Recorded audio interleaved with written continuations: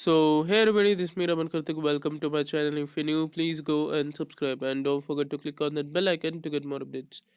So, already we have started the Harry Potter Hidden Details series, and I was successfully completed three videos in that. Still, totally eight parts are there in that. Three I did, still six more are remaining. So, I thought of doing, but due to some works, however, it got postponed for months and now I have restarted that work. So today we are going to see about 10 hidden details from Goblet of Fire. So if you watched that movie, tell me what's your experience and thanks for clicking on my video and watching it. So let's go. So this Harry Potter and the Goblet Fire has lots of action, and the dark side as Lord Voldemort officially returns in this movie. So, with many things covered up in this video, stay tuned till the end to know about the hidden details. Rewatch this movie, then you will feel, yeah, these are the things I missed. So let's go. So the first thing is dancing feet. The Yule Ball is one of the most memorable moments in Goblet of Fire, with the massive dance being a tradition during the Triwizard tournament. Throughout the ball, we see different characters dancing around, including Harry Potter himself. However, unlike other characters in this scene, you might notice that you never really see Potter's feet. The reason for that is because Daniel Radcliffe learned that he wasn't quite a natural dancer, although that proved to be a good match for the character. And the next is Nagini. As we mentioned earlier, Goblet of Fire sees the Harry Potter franchise really turn into more serious set of movies. That much is clear from the opening scene where Nagini is shown alongside Wormtail as they begin to plot for Voldemort's return. But if you watch right from the beginning, the creepiness starts before that.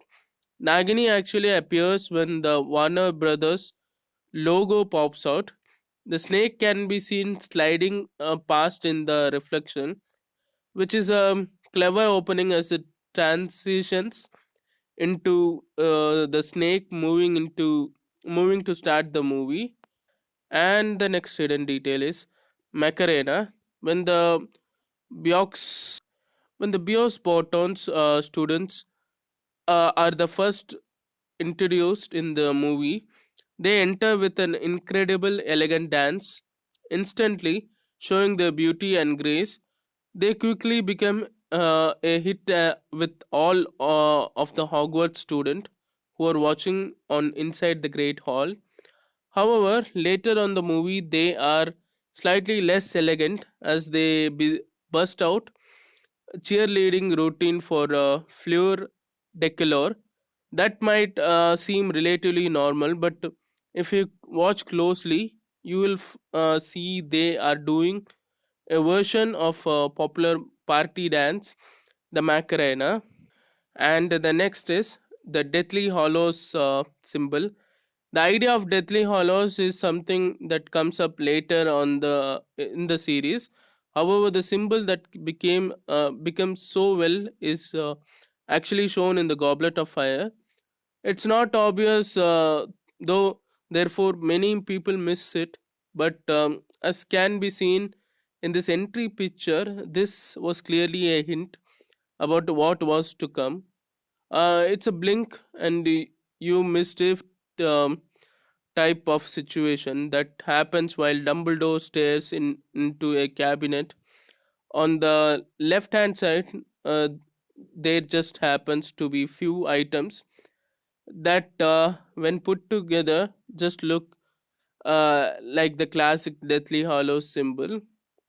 And the next is throughout the Potter franchise, the number 7 is something that has serious importance.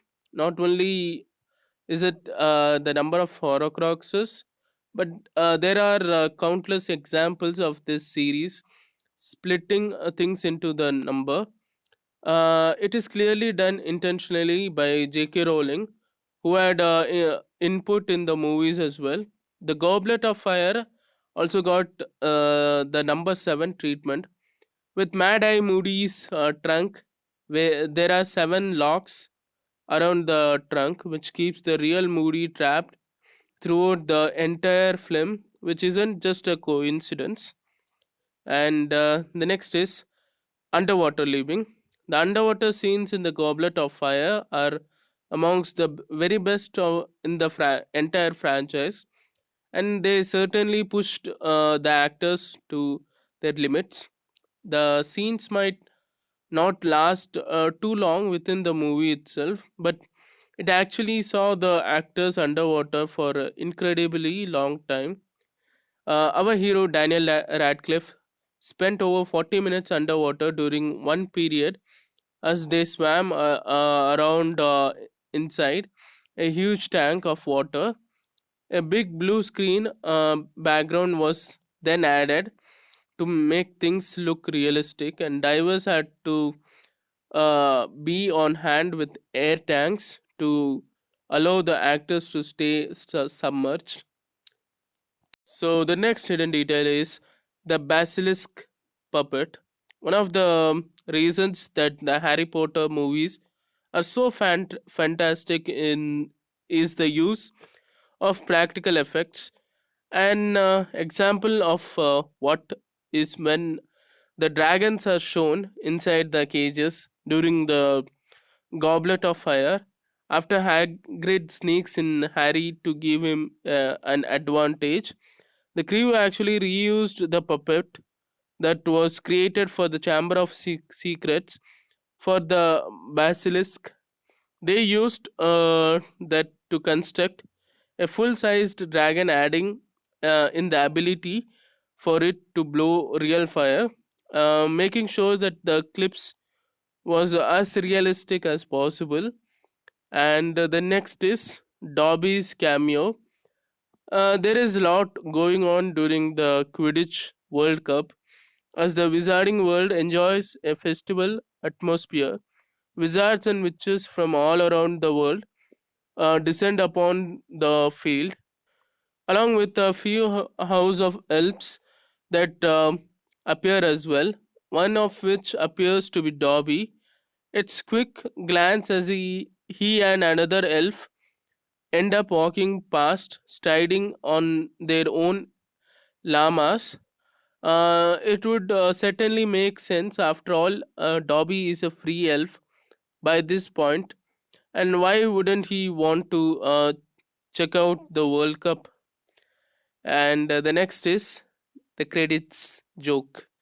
The post movie credits are often something that most audience members voluntarily skip out on. However, that's a shame as sometimes amazing moments take place within them. That's certainly the case of Goblet of Fire, with hilarious little joke taking place within the credits. Because the film uses several dragon in one of the levels of the tournament. The movie decides to put in a joke about them. It stated that no dragons were harmed during the making of the movie, which is something that tends to be brought in when real animals are used in filming. And the final hidden detail is the Dream Rock band. So during the Yule Ball's rock and roll situation, the Wizarding World shows that they have their own musical taste. The rock band Weird Sisters play on the stage as the party really kicks in.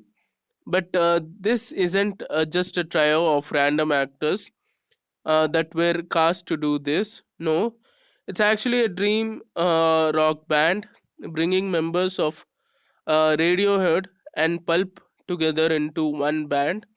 Jarvis Cocker is the head singer, and actually wrote the song, and he joined by his Pulp bandmates Steve Mackey, and while Radiohead's Johnny Greenwood and Phil Selway uh, make up the other members. So that's it. Thanks for watching. Like, share, and subscribe. Thanks for being till the end.